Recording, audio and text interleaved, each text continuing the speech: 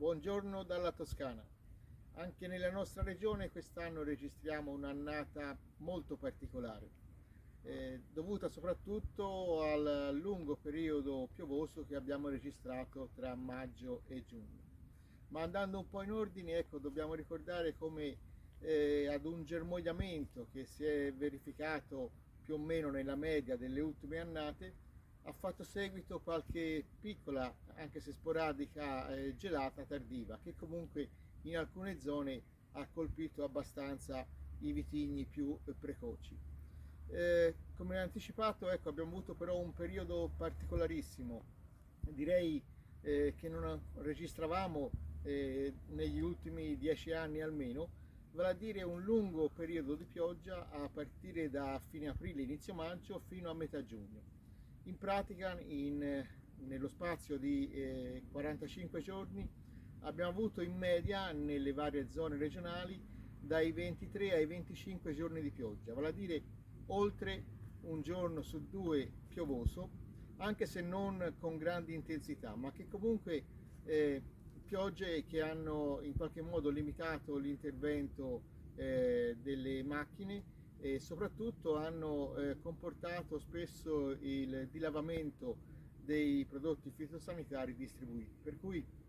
un'annata da questo punto di vista sicuramente difficile,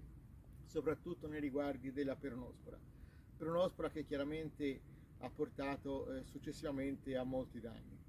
Dal punto di vista climatico poi abbiamo registrato già una ondata di calore nella prima metà di luglio, con temperature massime che per una decina di giorni dal 10 al 20 luglio si sono mantenute sui 37 gradi e soprattutto medie che anche durante il giorno appunto andavano su valori molto elevati, per cui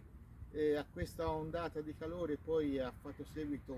un periodo abbastanza fresco ed una nuova ondata di calore che stiamo subendo in questi giorni, per cui